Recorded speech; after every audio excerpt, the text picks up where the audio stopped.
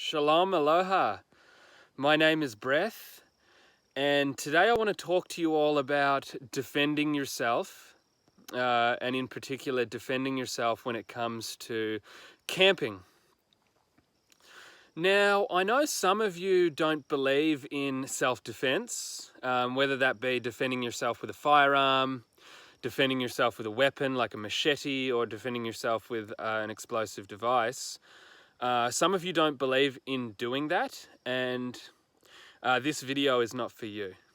However, a lot of you realize that the world we're in is, how can I say, not very user-friendly.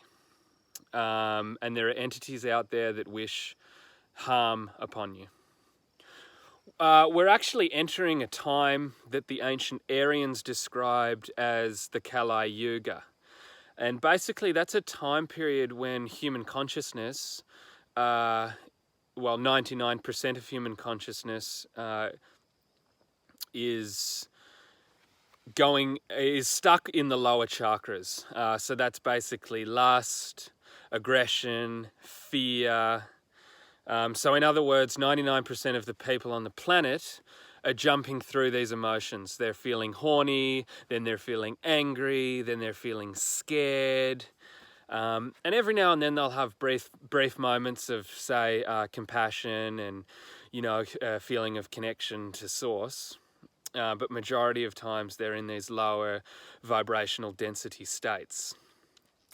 And what that means is somebody who is living inside of the Kali Yuga, me, and perhaps you watching this, it means that we're in an extremely vulnerable position and that we really do need to defend ourselves. And that's why I'm taking the time today to tell you all how I defend myself when it comes to camping. So really quickly, a little bit of background information. I'm what you call a breatharian. Well, technically, I'm a uritarian because I am now consuming urine. But just to keep this simple, I'm a breatharian, meaning I contain my life force with nothing but oxygen, sunlight, and the moisture that's in our very atmosphere. There's a great book. It's titled Divine Human Consciousness, and it's written by a man called Hilton Holtheimer. He was in fact a breatharian in the 1800s, and he wrote this beautiful piece of literature to aid the breatharian community. And one of the things that he wrote in this book is that breatharians actually needed to stay out in the wilderness. It was very rare that they would come out into society. And the reason for that is because they had purified their vessel, their body, for so long. Their body became very sensitive. So if they were to breathe in air pollutants, like maybe a vehicle exhaust or, things that contaminants in the air, cigarette smoke, there's, you name it, any kind of pollution in the air. If they breathe that in, it would shock their system so much that they would pass away and die. And I was one of those people. That was exactly what would happen to me. If I smelt any form of toxic smoke, or even just getting close to like a city or a village, my body would immediately start to go into what's known in the medical field as a cytokine storm. I've actually been able to overcome this. I believe I'm the only person in the history of breathing that's achieved this. And I achieved this actually last summer. I term it a full body anal breath, but basically it's the ability for me to breathe entirely out of my rectum. So anaerobic respiration, that is breathing through my nose and my mouth, completely shuts off. And I transfer to an aerobic form of respiration, and I do that entirely through my anal cavity. So basically I can breathe out of my anus. And that's great because what that means is, it means that I can go into civilization. I can go into like a city, for example. and I can breathe rectally, and I'm not subjugated to all of those fumes passing through vulnerable organs like my trachea, my lungs, that type of thing. So it's a really amazing ability, and I want to share this with all breatharians across the planet. It's just very hard to find them, you know, as I said, that most of them are in the wilderness areas, and you don't even know they exist. So I've gone way off topic. I just thought I'd let you know that backstory, because sometimes I'll begin to tell you that I'm, you know, going into civilization, and then people start commenting, "Oh, you motherfucker, I've read Hilton High Temmer, and I know that breatharians can't go out in public, and you're a liar," and all that shit. So I just wanted to be completely transparent, let you know that I am in fact an anal breather, and I can go out into society. There is limits to how long I can breathe through my anus, but that's an entirely different different story. I'm going to get back on topic now. This video is titled Self-Defense, and that's what it's going to be about. So, I'm on the fringes of society right now. About 20 kilometers due north is a township, and I'm on the outskirts of that township, and I need to defend myself, whether it be from Illuminati agents, whether it be from individuals possessed with a satanic demon, or whether that just be, let's say, pig hunters that want to have a little bit of fun and they want to string me up by, you know, my genitals and anally fuck me around their campfire. I need to be safe from all of these things. So I have a 3-layer defense system, and it's a military defense system. So basically, layer 1 is what I call shrubbery entrapment. And basically, what I do is, I'll walk around this wilderness area with my machete, and I'll scavenge any type of dry, dead branches that I can find, and I'll also cut down a bunch of trees. And I'll collect all of that shrubbery, and I'll look for very brittle and fragile branches and twigs and that type of thing.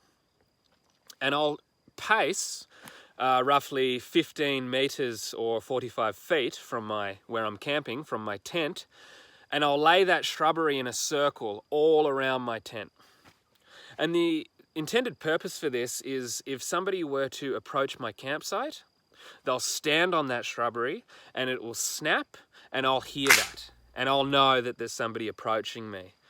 I can actually do this on a multi-layered system, where I'll have a ring, say 30 meters around my campsite, then another ring of shrubbery 20 meters around my campsite, and then another layer of shrubbery 10 meters around my campsite. Basically, that way I'll know how close an enemy is.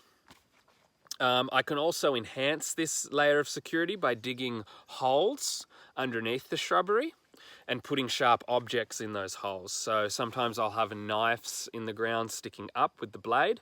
Sometimes I'll sharpen sticks. Sometimes I'll sharpen metal rods, just depending on how much time I have.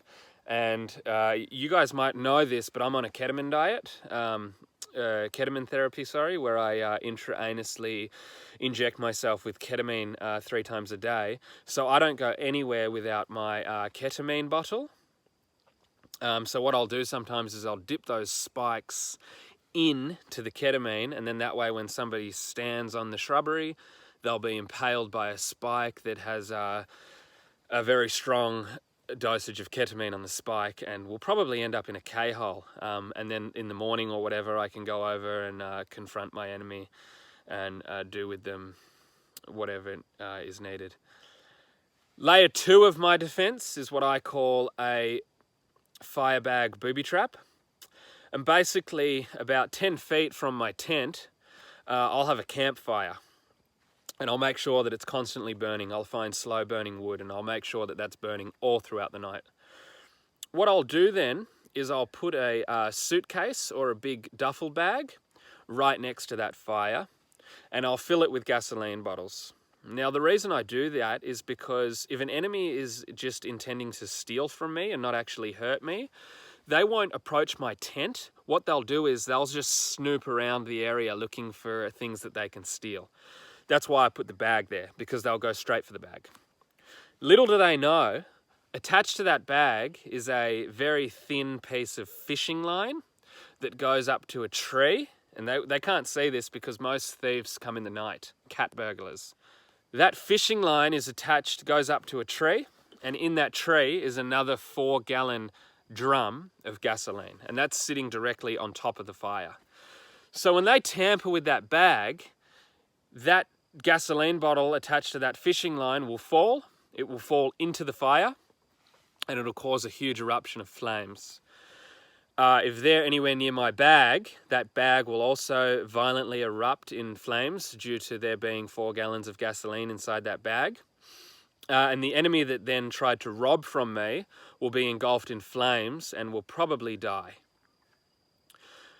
My third line of defense, and it's my favorite line of defense, I call it the Second Amendment, is basically me inside of my tent with a sawn-off shotgun. So if anybody gets through all of those other layers that I mentioned, then they'll have to face me. And basically, as soon as they open that tent, I'll fire upon them. And a shotgun's very efficient close range, so there's no way that they'll get through that. Now, I do have another couple of defense tactics that I use, and I don't want to share them with you because the best way to, destroy your enemy is with the element of surprise. And if I were to share all of my defense tactics with you over the internet, then my enemies wouldn't be able, I wouldn't be able to surprise my enemies. So there's a few other things and tricks that I use. What I will say though is, with common garden fertilizer and a V8 truck, you can make a very powerful explosive device. Anyway, I look forward to seeing you all in the next video. Shalom aloha, and as always, keep breathing.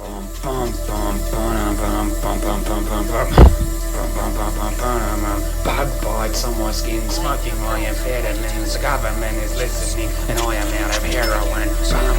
And some computer equipment.